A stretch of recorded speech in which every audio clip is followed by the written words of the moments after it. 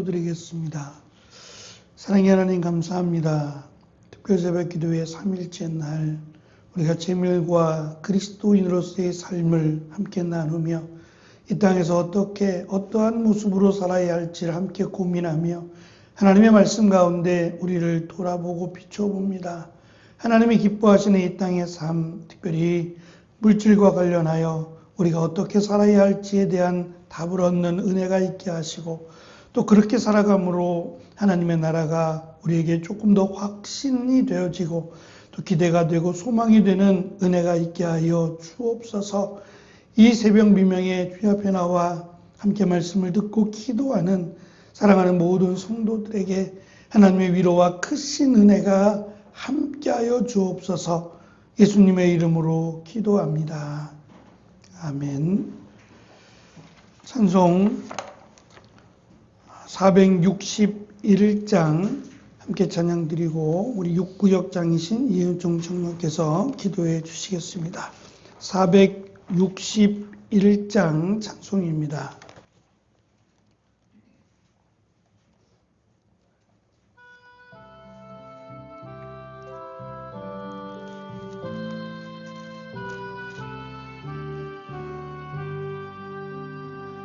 십자가를 질 수 있나 주가 물어오실 때 죽기까지 따르오리 성도 대답하였다.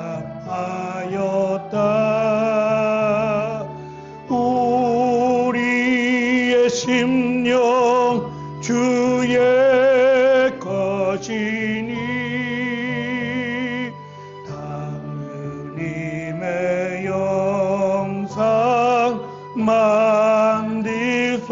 만드소서.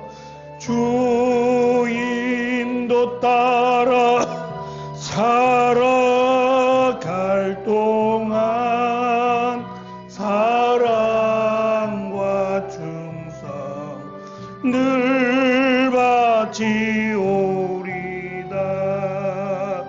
너는 기억하고 있나 강도를 그가 회개하였을 때 낙원어라 받았다. 우리의 심령 주의 것이니 주님의 영상 만드소서.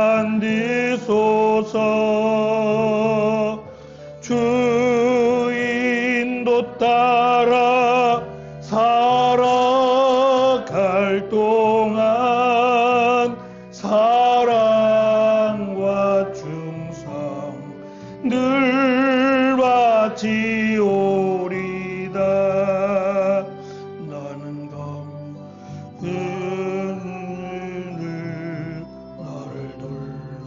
덮을 때 주께 내 영 맡기겠나. 최우승리 믿으며 우리의 심령 주의 것이니 주님의 영상 만드소서. 주인도 따라 살아갈 동안 사랑과 충성 늘 바치오리다.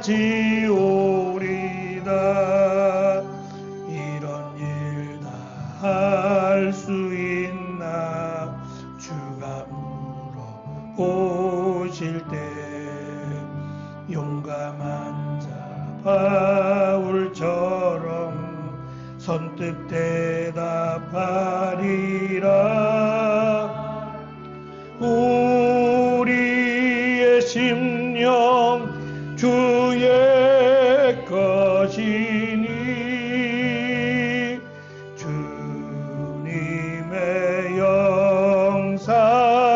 만드소서. 주인도 따라 살아갈 동안 사랑과 충성 늘 바치오리다. 아멘.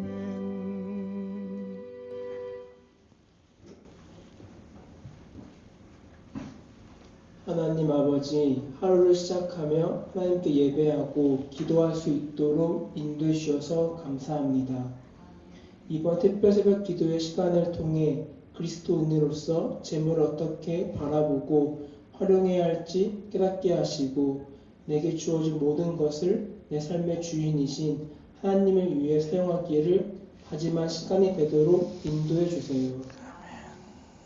하나님의 말씀 전해주시는 목사님에게 지혜와 은혜를 주시고 말씀을 듣는 우리들의 마음을 성령 하나님께서 열어주셔서 하나님이 주시는 풍성한 은혜를 받을 수 있도록 인도해 주세요. 예배가 끝나고 기도로 주님 앞에 나아갈 때 하나님께 온전히 집중하여 믿음으로 기도한 시간이 되게 해주셔서 응답하신 하나님만 기대하며 기도한 시간이 되길 원합니다. 이번 특별 새벽 기도에 참석한 한 사람 한 사람에게 하나님의 큰 은혜가 함께 주시기를 기도합니다. 특별 새벽 기도가 끝난 이후에도 우리 잘하는 교회가 기도 소리가 끊이지 않는 교회 되기를 원합니다. 이 모든 기도를 들으시고 응답하시는 예수님의 이름으로 기도드립니다. 아멘.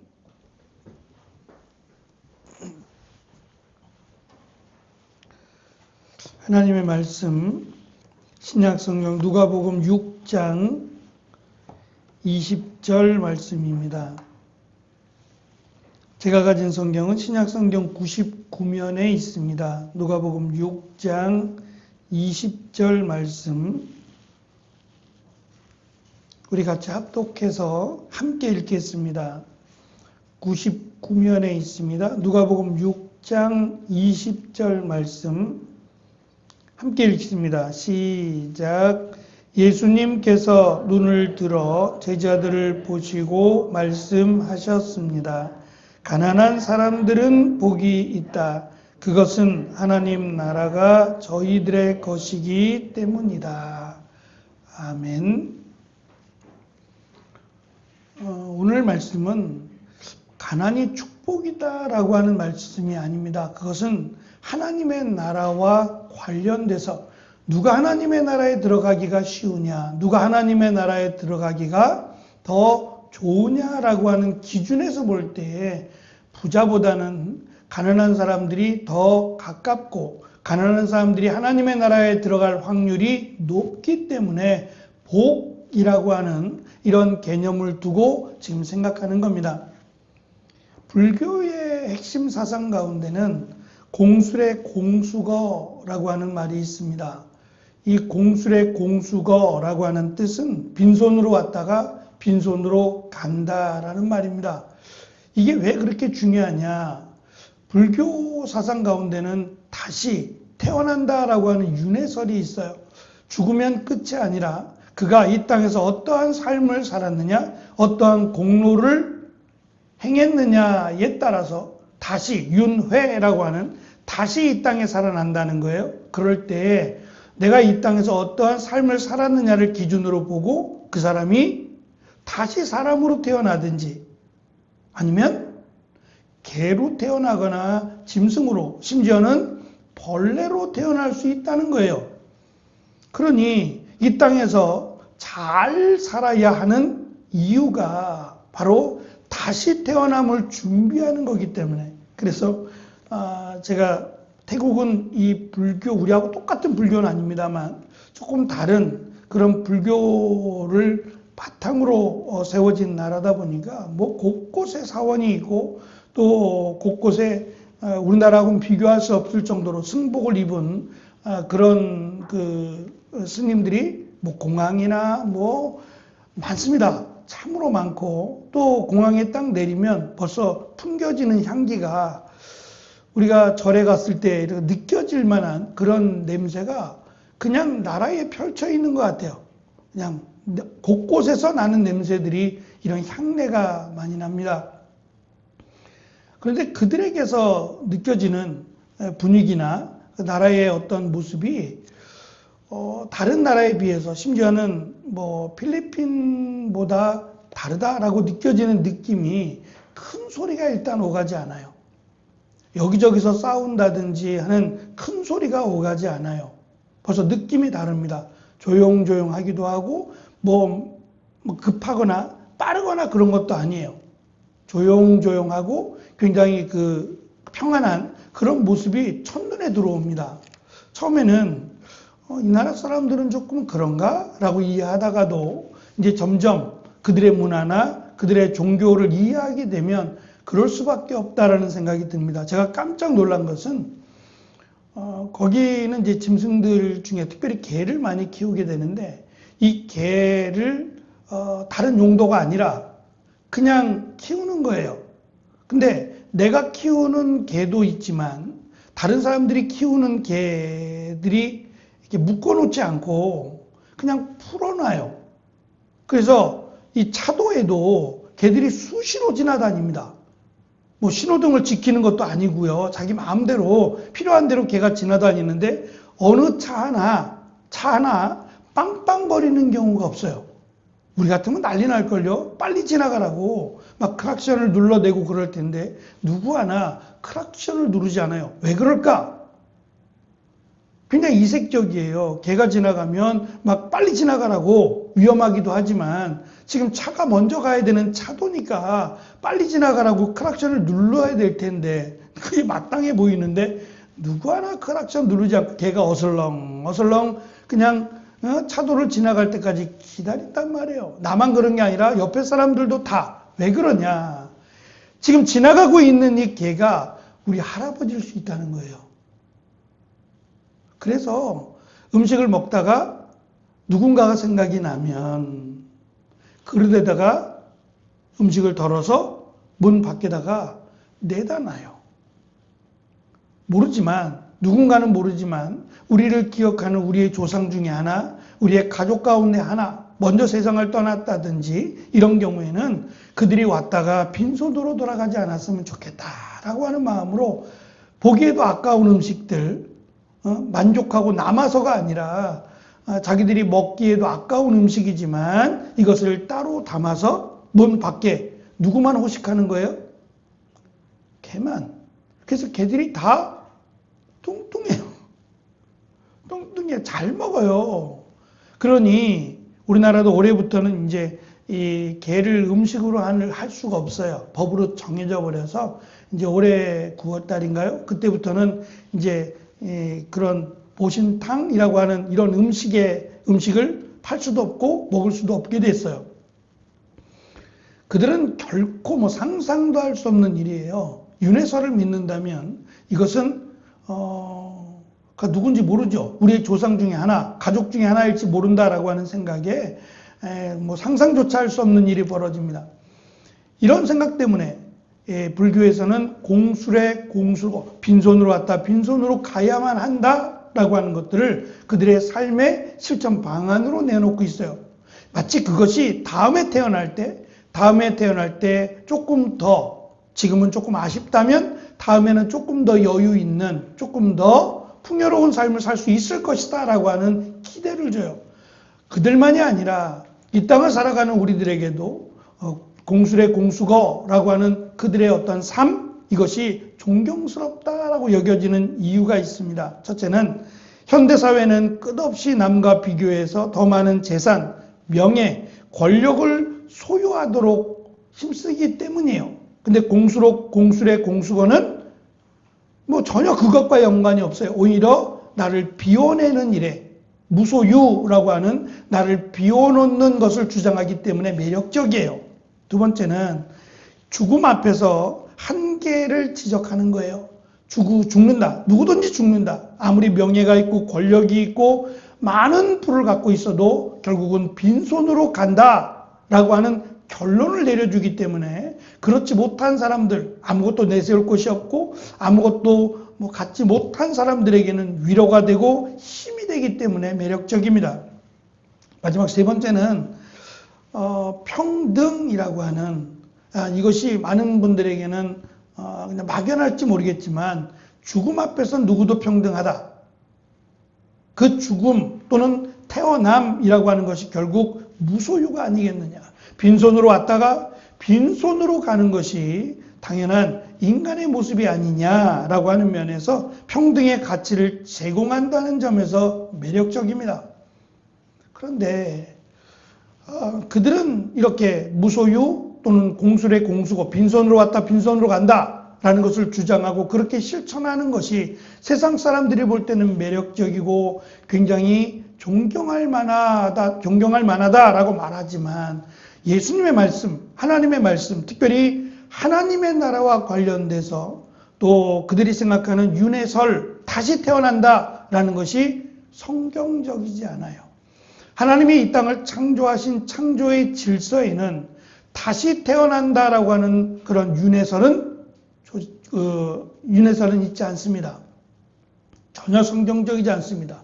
우리는 죽는 건 맞아요. 하지만 다시 태어나는 게 아니라 죽음 이후에는 심판이 있어요. 그 심판의 기준에 따라서 너는 천국, 너는 지옥이라고 하는 다시 태어나는 게 아니라 이제는 거기서 영원히 살아야 돼요.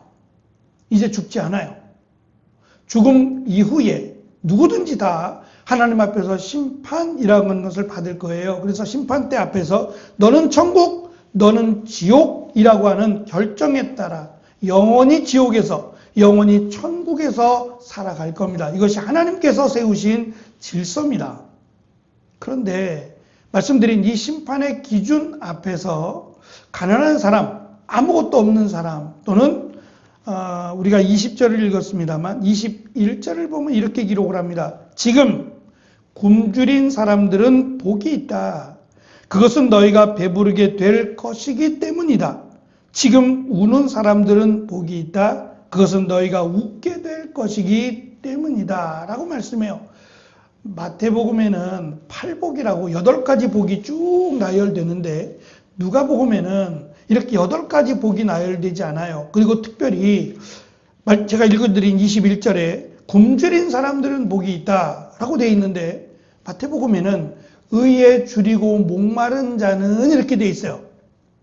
그냥 굶주린 자가 아니라 그냥 배고픈 사람이 아니라 의에 대하여 내가 거룩해지기를 위해서 힘쓰고 애쓰는 사람들은 복이 있다고 되어 있는데 누가복음은 그걸 뺐어요. 의라고 하는 것을 빼고 그냥 굶주린 사람들은 복이 있다 그랬어요. 왜요?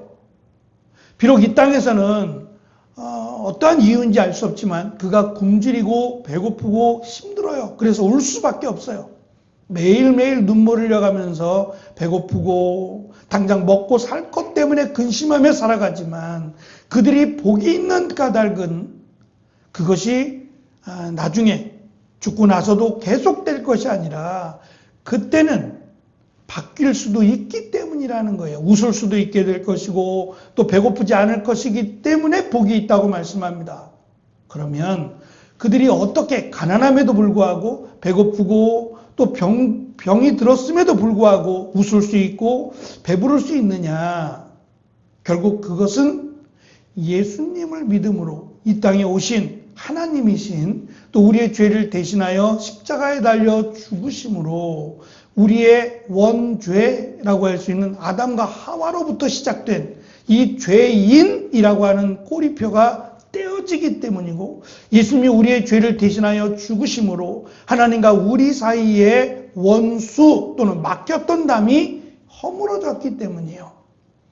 그래서 예수 그리스도를 믿는 자에게는 하나님이 구원을 주시겠다라고 약속을 하셨어요. 그런데 명예가 있고 부가 있고 세상에서 나름 힘이 있다고 하는 자들은 예수님을 믿지 않는 겁니다. 하나님께서 만약에 예수님이 하늘로부터 임하셨다면 천사들의 노래와 함께 하늘로부터 요란스럽게 오셨다면 아니면 적어도 전능하고 능력 있는 왕으로 오셨다면 예수님을 믿었을 가능성이 있어요. 조금이라도 더 말입니다. 그런데 예수님은 그렇게 오시지 않고 마리아라고 하는 누구도 눈여겨보지 않을, 그리고 요셉이라고 하는 당시의 목수였다 그랬어요. 허드렛 일 하는 그들에게서 오셨단 말입니다. 더군다나 마구간에서 태어나셨어요. 우리는 개천에서 용난다 라고 하는 말을 사용합니다. 기적과 같은 말을 사용할 때 개천, 어떻게 이 조그만한 개천에서 용이 날 수 있어요. 용이라고 하는 것은 만들어낸 동물인데 한 10가지가 이렇게 복합적으로 만들어진 가공의 동물이에요. 없는 겁니다. 어떻게 용이 있어요? 없는데 이 용은 굉장히 커요. 근데 그게 어떻게 개천에서 나와요? 이건 그럴 수 없어요. 불가능한 얘기입니다. 큰 바다나 큰 호수 같은 데 살겠죠. 말하자면 개천에서 용난다라는 말은 없는 말이에요. 불가능한 것을 말하는 거예요. 있을 수 없어 라고 하는 말을 그렇게 표현한 거예요. 전혀 기대할 수 없는 상황 속에서 라는 말입니다. 예수님께서 굳이 그렇게 가난하고 비천하게 오신 이유가 뭘까요? 반대로 생각해 보면 이 땅에서의 명예, 부 이런 것들은 하나님의 뜻이 아니에요. 말씀드린 것처럼 하나님의 뜻은 모두가 다 평등하고 모두가 가난하지 않는 겁니다. 그렇게 시작이 됐어요. 이스라엘의 역사라고 하는 그 이스라엘이라고 하는 이름이 붙은 이스라엘의 나라의 역사는 물론 아브라함부터 시작합니다만 이스라엘의 12지파로부터 시작될 때 하나님이 세우신 질서는 누구나 평등하여 누구나 종이 될 수 없다. 아무리 가난해도 종으로 살아서는 안 된다라고 하는 기준과 또 평등하게 똑같이 잘 먹고 잘 살 수 있도록 만들어 주셨어요. 그런데 이것이 인간의 욕심으로 형제의 땅을 빼앗고 공격하고 침략함으로 가난과 부가 나누어지게 됐어요. 그러면 지금 우리가 살아가는 이 땅, 자본주의라고 하죠. 빈부의 격차가 있는 이 땅은 하나님이 보실 때 어떨까요? 아름다운 나라가 아니에요. 그래서 우리가 갈 하나님의 나라 천국이라고 하는 곳은 말씀드린 것처럼 배고프지 않는 너무나도 풍요롭고 기쁘고 행복하고 은혜가 넘치는 나라일 뿐만 아니라 평등해요. 이 땅에 존재하지 않는, 이 땅에서는 도무지 상상할 수 없는 누구나 하나님 앞에 귀하고 존귀한 자들로 평등하다는 거예요. 그것이 이 땅에서 가난하고 억눌린 자들에게는 희망이 됩니다. 이 땅에서는 이룰 수 없는 거지만 하나님의 나라, 그 나라에서는 누구나 평등하다. 더 이상 배고프지 않아도 돼. 더 이상 아프지 않아도 돼. 라고 하는 소망이 그들에게는 더욱 간절하기 때문에 예수님을 믿을 가능성이 매우 높다는 거예요. 그래서 그들이 복이 있다고 하는 거지. 무조건 가난한 사람들이 복이 있어 라고 말하면 누가 이해하겠어요? 아무리 무소유 그들을 존경한다 할지라도 무소유를 주장하니까 존경하는 거지. 나에게 당신은 무소유로 살아가세요 라고 말하면 알겠습니다 라고 말할 사람이 얼마나 되겠냔 말이에요. 그만큼 자본주의 사회는 무소유라는 것이 존경의 대상일 뿐이지 정말 그렇게 살아가기는 너무 어려워요. 그래서 예수님께서 이렇게 가난하고 낮은 자로 오신 것은 가난하고 낮은 자를 이해하고 그들의 편에서 그들도 하나님의 자녀가 된다라는 것을 가르치시고 그들까지도 안아주시기 위함이지 가난한 사람이 되어야 된다라는 말씀은 아니라는 겁니다. 그러한 면에서 우리는 재물과 그리스도인이라고 하는 참으로 어려운 주제가 될 수도 있는데 결론은 그겁니다. 정직한 부자가 되자는 게 아니에요.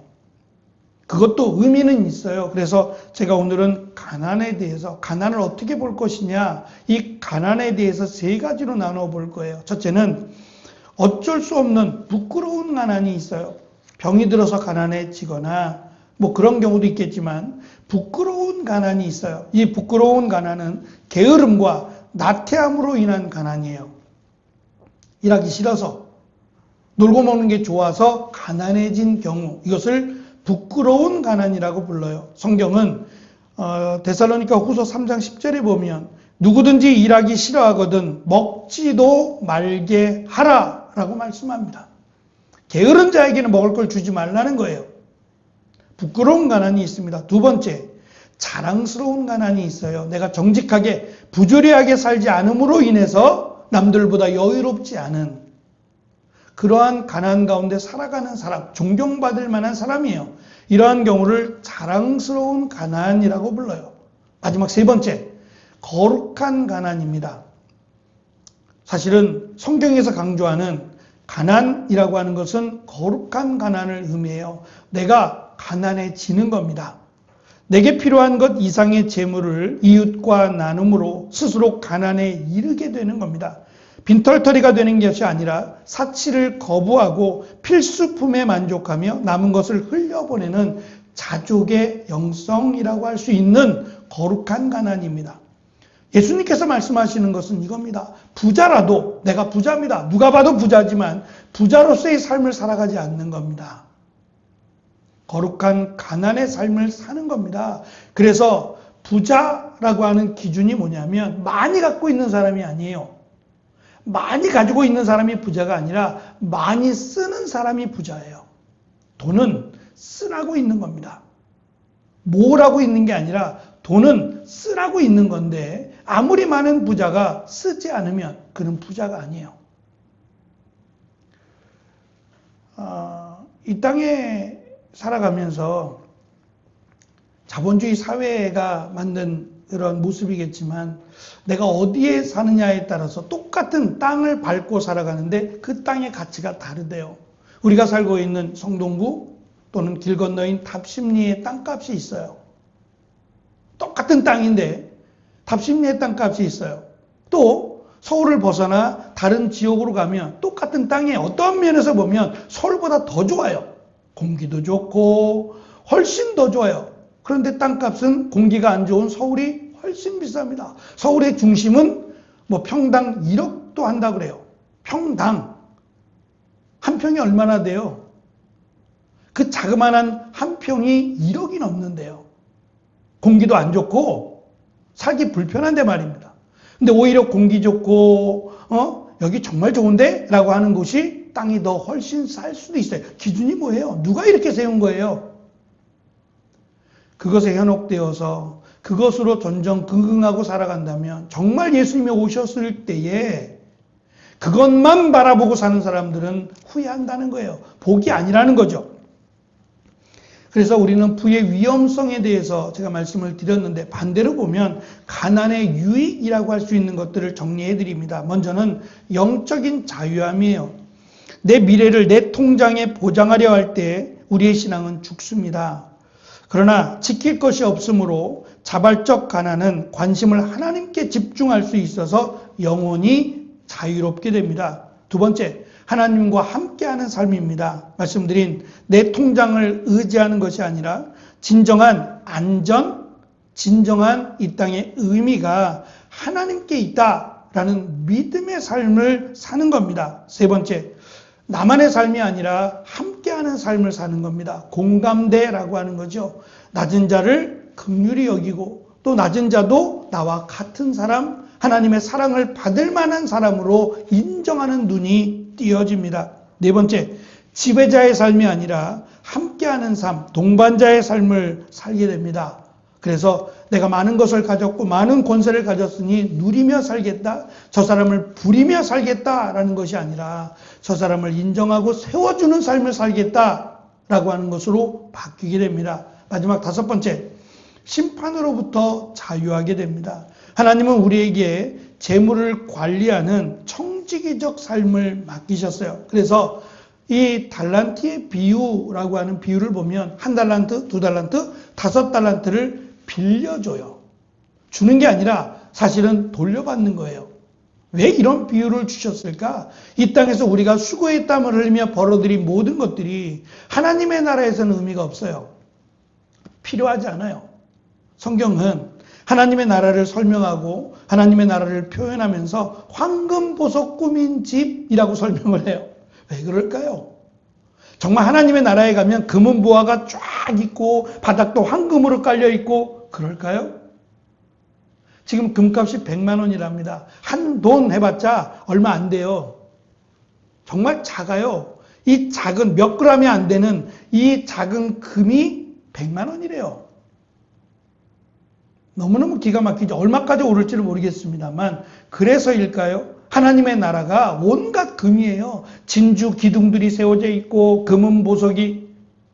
왜 이렇게 표현하느냐. 정말 금 하나 가질 수 없는, 남들이 갖고 있는 이거 하나 가질 수 없는 그런 어려움 가운데 살아가고 있는 자들에게는 하나님의 나라가 그렇게 호화롭고 내가 감히 여기에 발 디딜 수 있을까라고 생각할 만큼의 매혹적이길 원해요. 저는 정말 그렇다고 보진 않아요. 그러나 정말 가난하고 나도 이런 것 좀 있었으면 좋겠고 이런 데 살아봤으면 좋겠다라고 하는 자들에게는 하나님의 나라가 이렇다, 정말 좋다라는 것을 표현하고 있다는 거예요. 그러한 꿈을 주기 위해서 하나님의 나라를 그렇게 묘사하기도 합니다. 하나님은 우리에게 이 재물을 관리하라고 청지기적 사명을 맡기셨습니다. 다 하나님 건데 이미 나누어 가난해진 삶은 그 자체로도 하나님의 뜻, 주인의 뜻을 잘 받아들였다라고 하는 가장 확실한 증거가 된다는 거예요. 내가 어떻게 살아가느냐? 그것만 봐도 그 사람이 정말 믿음이 있느냐? 아니면 그 사람이 정말 하나님의 나라에 들어갈 수 있을까를 우리가 볼 때도 볼 수 있다는 거예요. 우리가 말하는 것, 우리가 행동하는 것이 결코 무관하지 않다. 왜냐하면 이대로의 삶을 살아간다면 그는 하나님의 나라에 가까울 뿐만 아니라 하나님의 나라와 멀어질 가능성이 매우 높기 때문에 그렇습니다. 물론 믿음으로 갑니다. 예수 그리스도를 믿음으로만 천국 갑니다. 근데 그 믿음은 행함을 부인하지 않아요. 결론입니다.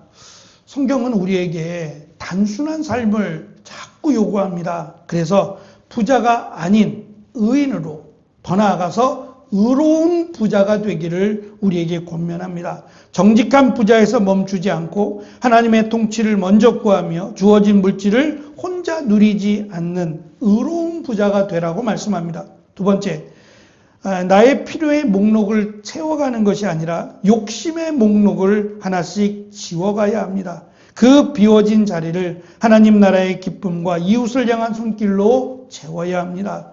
자발적 가난은 우리를 비참하게 만들지 않습니다. 오히려 우리를 영적으로 풍요롭게 하며 깨어진 세상을 치유하는 하나님의 가장 강력한 도구로 물질이 사용되어야만 합니다. 오늘 우리에게 주신 구체적 실천 방안 및 나눔에 대한 질문입니다. 여러분 책자에 있습니다. 먼저 실천 방안입니다. 이번 주에 내가 몰두하고 있는 수많은 일과 소유 중 꼭 필요하지 않은 3가지 이상을 정리하거나 줄여봅니다.